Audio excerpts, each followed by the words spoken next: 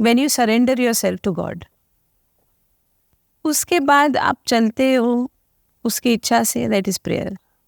आप खाना खाते हो, दैट इज़ प्रेयर। आप बोलते हो, शुद्ध बोलते हो, प्रेयर है। Everything becomes a prayer. जिस वक्त अध्यात्मता आप में आती है, स्पिरिचुअलिटी आती है, first thing that happens to you is that you become very quiet. Music is a way of expression for anybody, कोई भी हो, वो बड़े से बड़ा सिंगर भी हो, छोटे से छोटा सिंगर भी हो, बाथरूम सिंगर भी हो, तो जब उसके मन में कोई तरंग आते हैं तो ऑटोमेटिकली वो म्यूजिकली ही वो किसी को सुनाने के लिए नहीं, खुद को भी सुनने के लिए वो गाता है।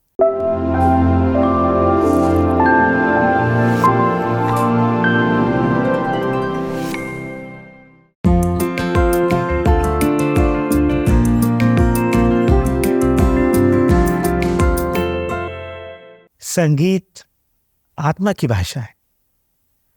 वह ऐसी दिव्य अभिव्यक्ति है जो हमें सीमा के पास ले जाती है और आध्यात्मिकता की परम सीमा को पार कराती और अनुभव कराती।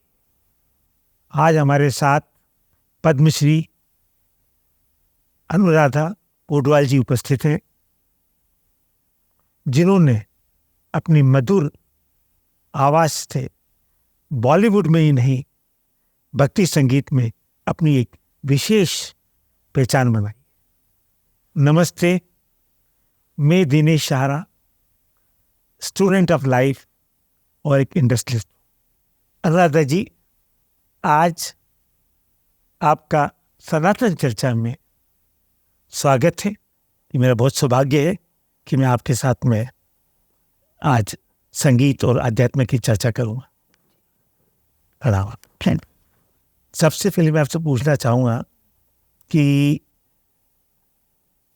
आपके जीवन में संगीत कब, कैसे और किसने आपको प्रोत्साहन किया? मेरी मदर के फैमिली में, मदर की साइड से, मतलब हम लोग कर्नाटक को बिलोंग करते हैं, मेरी मदर के साइड से, एंड ऑफ कोर्स फादर।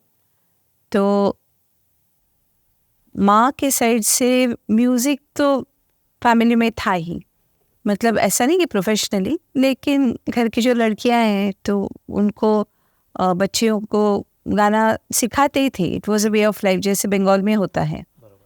तो लेकिन प्रोफेशनली कभी देखा नहीं, उस तरीके से नहीं देखा। And it was my mother's wish. मेरी माँ चाहती थी कि क्योंकि उन्हें गाने का बहुत शौक था और वो खुद भी ओंकारनाथ ठाकुर जी की शिष्या थी। वो बहुत चाहती थी कि मेरा एक गाना रिकॉर्ड हो, रिकॉर्ड के ऊपर एक गाना हो, लेकिन डेस्टिनी वाज समथिंग एल्स। और गाने का मुझे बचपन से ही शौक था, मतलब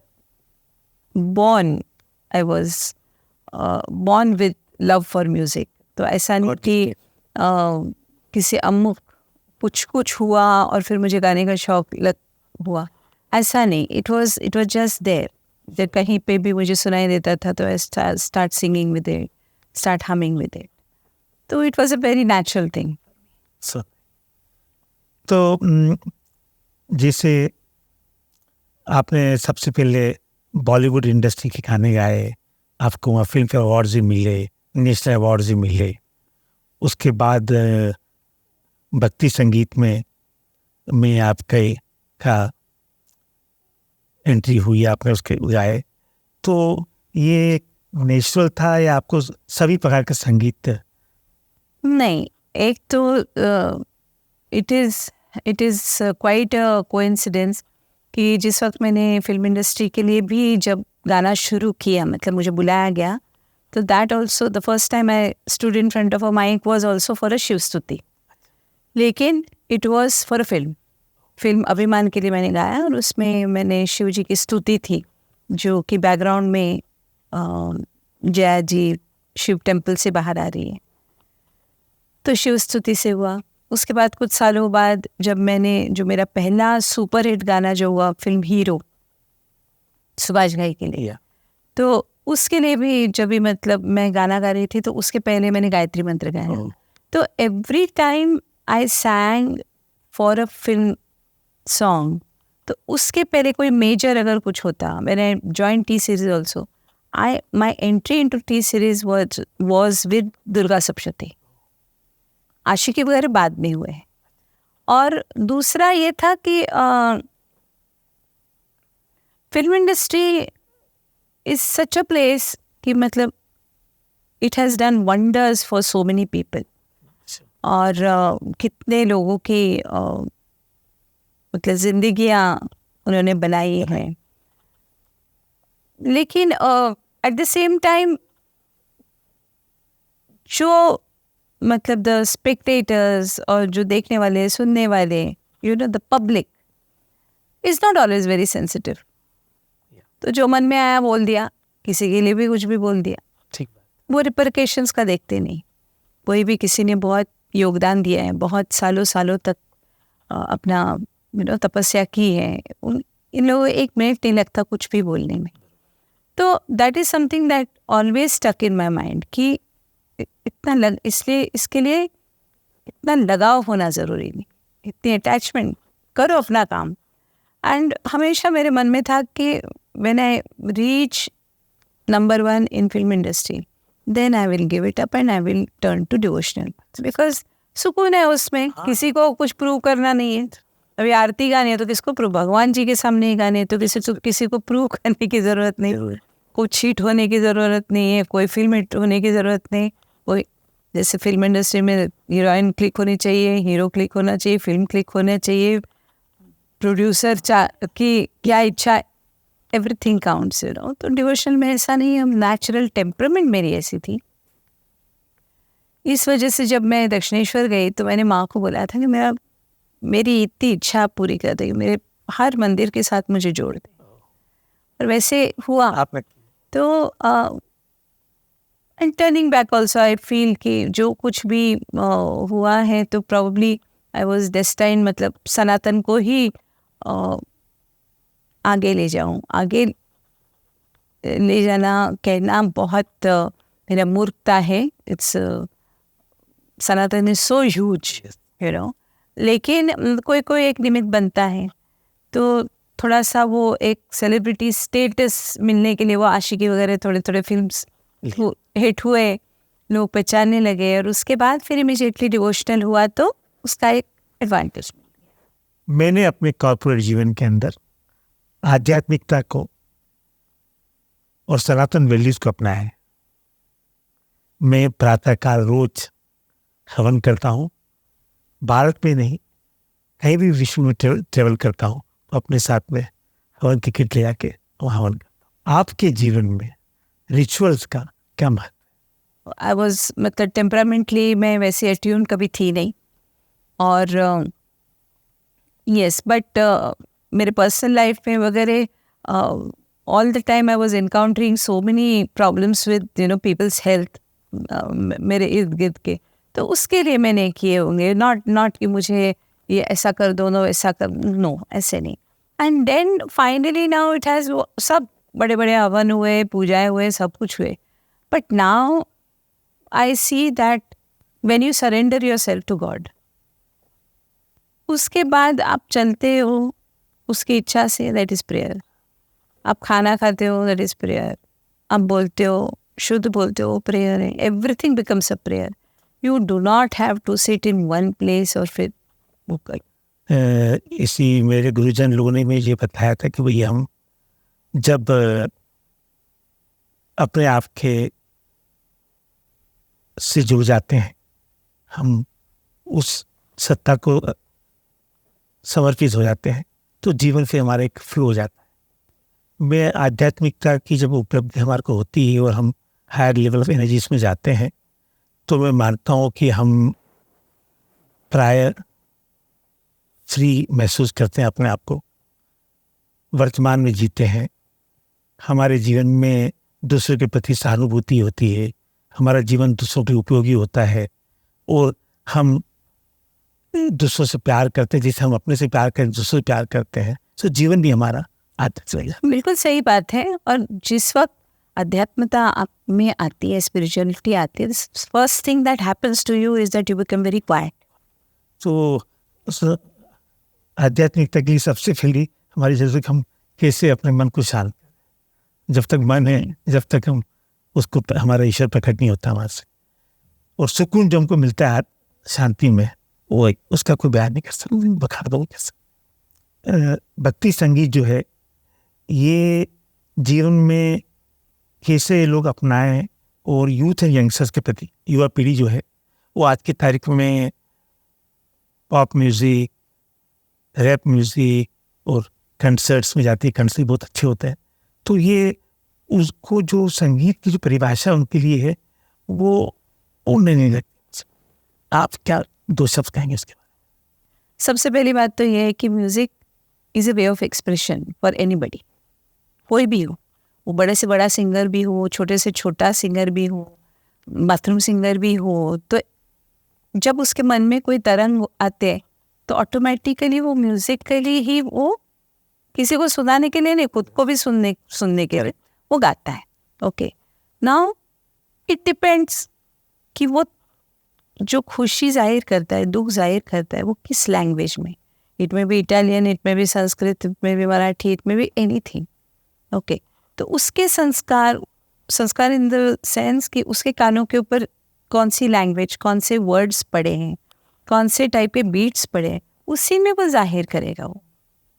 सो इन म्यूजिक एवरीथिंग कम्स 7 सुरों में ही है। सो कोई ऐसा 8वां सुर है, एक खराब सुर है, ऐसा नहीं है, यू नो। लेकिन कुछ सुरों के जरिए हारमोनी आती है, कुछ सुरों के जरिए हारमोनी नहीं आती है, उतना ही डिफरेंस है।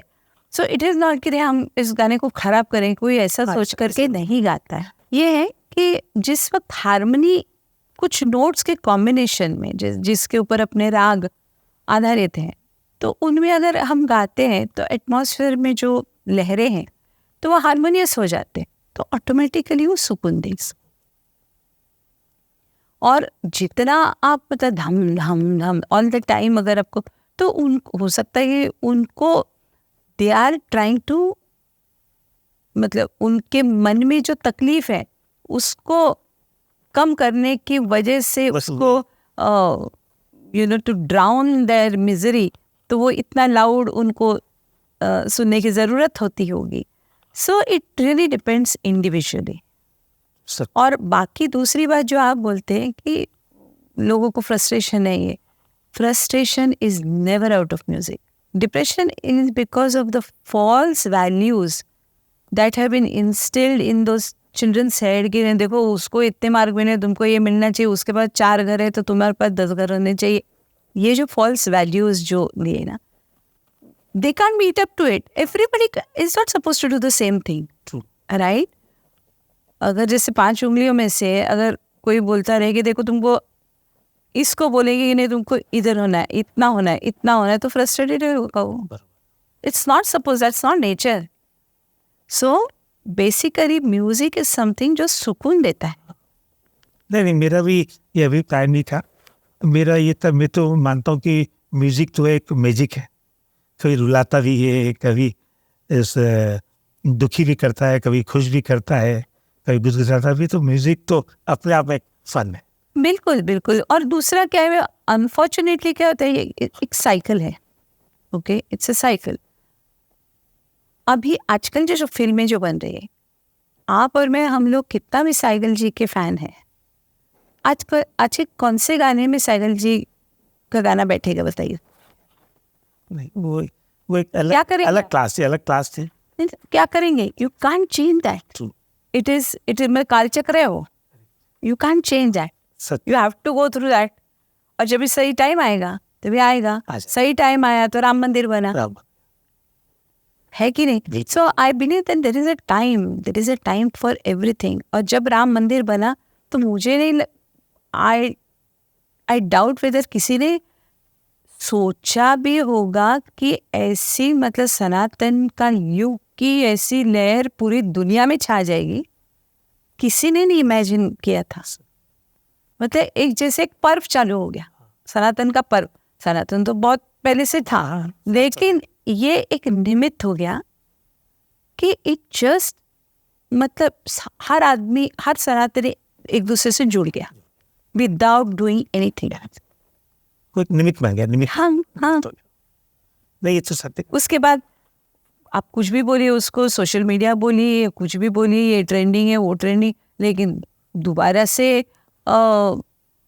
भक्ति गानों की लहर वापस चालू हो गई। चलो, नहीं, ये तो सत्य है। तो रामलीला की आपने चर्चा, रामलला की आपने कही, आप अयोध्या भी गई थी जी। और आपने वहाँ स्तुति भी करी थी सब संगीतों के साथ मिलके, तो आपको कैसा अनुभव? बहुत अच्छा, बहुत अद्भुत, बहुत ही अद्भुत। बिकॉज एक तो coincidentally I grow up with my बुआ जी के, तो she was a great Ram भक्त। और मेरा पूरा बचपन हमारे घर में, मैंने बताया आपको कि कोई फिल्म इंडस्ट्री तो थी नहीं, लेकिन फिल्में देखना जैसे आजकल होता है ना कि 6 महीने का बच्चा भी टीवी के सामने होता है, ऐसा तो था नहीं, टीवी भी नहीं था। ठीक। तो उस वक्त ओनली रामायण सुन के मैं बड़ी हुई till the time of my marriage.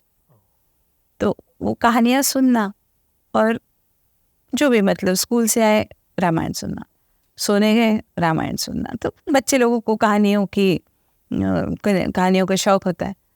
तो जिस वक्त आफ्टर माई मैरिज जब मैंने गाना शुरू किया और मुझे अयोध्या से प्रोग्राम आया, तो आई वॉज वेरी हैप्पी कि अरे अयोध्या मतलब राम का मंदिर देखेंगे, दर्शन करेंगे। And when I went I was horrified. वहाँ पे खाली एक टेंट था, ह्यूज टेंट था, और कुछ नहीं था। एक पंडित जी बैठे थे और एक चबूतरे के ऊपर रामलला की मूर्ति। तो मैंने उनको पूछा कि Pandit, I thought I was missing something. मैंने उनको पूछा कि पंडित जी ये मंदिर कहाँ है? तो बोले यही मंदिर है। मैंने कहा रामलला का मंदिर, राम जी का मंदिर? बोले कि यही मंदिर है। और मैंने कहा राम जी? बोले यही है, दर्शन कर लो। आई वॉज इन टीयर्स कि हिंदुस्तान में राम जी की ये हालत, और उनको तो मतलब सलाखों से वैसे पूरा मतलब एनक्लोज किया हुआ था। सो इट वॉज अनइमेजिनेबल कि ये ऐसा हो सकता है। उस वक्त मैंने मतलब आई हैव ऑलवेज बीन थोड़ा सा मतलब सेंसिटिव ज़्यादा हूँ, तो एकदम से मेरे मन में आया कि भगवान जी आप तुरंत बाहर आ जाओ। जिस दिन आपका भव्य मंदिर, इतना भव्य मंदिर आपका बने कि पूरी दुनिया देखते रहे, उस वक्त मैं आपके लिए आके गाऊंगी। This is I am talking 20 years back. उसके बाद तो बहुत कुछ चेंज हुआ। फिर गवर्नमेंट्स आ गए। उस वक्त तो हम कुछ पता ही नहीं था, तो गवर्नमेंट चेंज हो गई, फिर RSS वगैरह उन्होंने आके इन्विटेशन दिया। तो मुझे याद था कि मैंने बोला था कि जिस वक्त आपकी स्थापना हो तो आई विल कम एंड सिंग। तो मैंने भगवान जी को बोला कि क्योंकि बहुत सारे VIPs थे, स्पेशल गेस्ट थे, 8,000 से ज़्यादा गेस्ट तो थे, तो प्रैक्टिकल नहीं था कि मैं जाके बोलूँगी हाँ मैंने बोला है रामलला को तो मुझे प्रोग्राम रखो। तो मैंने भगवान जी को बोला, मैंने कहा कि मुझे याद है कि मैंने आपको बोला था, लेकिन प्रैक्टिकलिटी आई डोंट नो। तो माय ऑफर स्टिल स्टैंड्स कि मैंने जो प्रॉमिस किया था कि मैं गाऊंगी, दैट स्टिल स्टैंड्स। वो उसको ऑनर कैसे करवाना वो तुम्हारे हाथ में। अगर तुमने ऐसे सिचुएशन दी तो of course I will come and sing, मतलब that is my promise to you. And within 2 hours the son of Ayodhya के जो राजा है, he called me up, Yatindra ji. उन्होंने बोला अनुराधा जी रामलला की जब स्थापना है तो हम चाहते कि 5 मिनट आप गाएं। तो I didn't know how to, क्या हुआ मुझे उस वक्त, you know, because it was something which was next to impossible.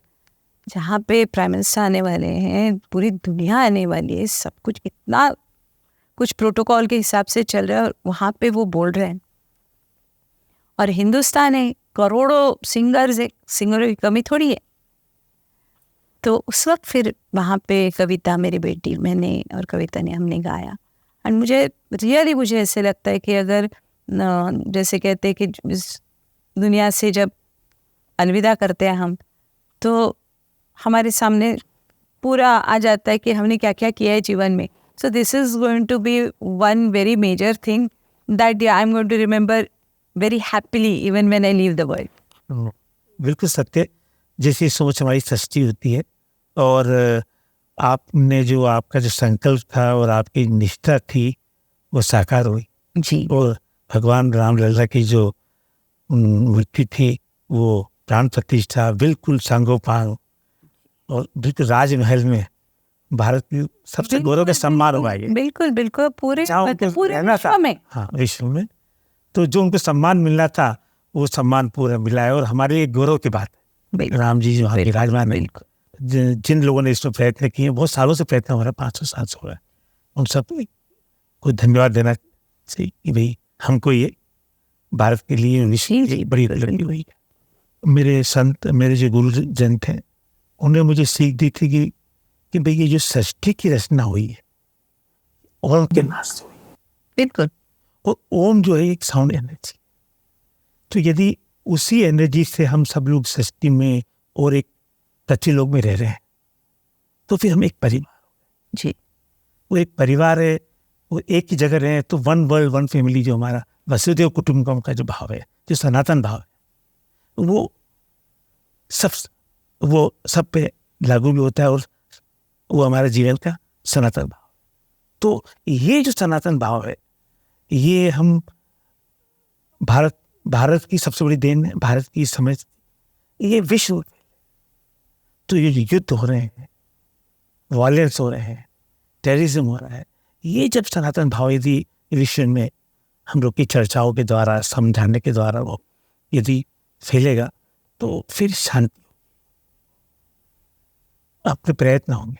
और जो भारत की जो पहली पहचान थी, जो पहले भारत सोने की चिड़िया था, वो विश्व गुरु के रूप में भारत के सनातन भाव को विश्व को प्रदान करे और जो ये अशांति है उसका निवारण करे। इसी मेरा जो ये मिशन है सनातन का, वसुदेव कुटुंबकम, मैं इस पहलू को प्रयत्न कर रहा हूँ कि भाई हम सब लोग चूंकि एक ही परिवार के सदस्य हैं, तो फिर हम में अपनापन है, हम अपनापन, वही तो वो अपनापन की भावना उससे हो सकता है कि हमारे में जो विपरीतता है और हम जो एक जो दुश्मन मानते हैं वो नहीं मान, थोड़ा प्रयत्न उस दिशा में हो। और मैं सनातन धर्म की वजह में सनातन जीवन को बोलना चाहता हूँ, इस सनातन लिविंग का जो इनिशिएटिव, बिल्कुल सही इस सनातन जीवन जियो, एक दूसरे से प्रेम करो, एक ही सत्ता से तुम्हारी उत्पत्ति हुई है, तुम एक ही ब्रह्म संसार में रह रहे हो, तो फिर तेरा मेरा क्यों, भाईचारे से रहो, इससे क्या मिलेगा। ऐसा मेरी सोच है सनातन लिविंग की फिलॉसफी। अनुराधा जी, एक अपन रैपिड फायर कर लेते हैं।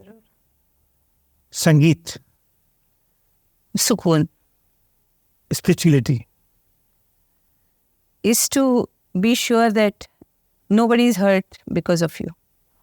जीवन, Live one day at a time.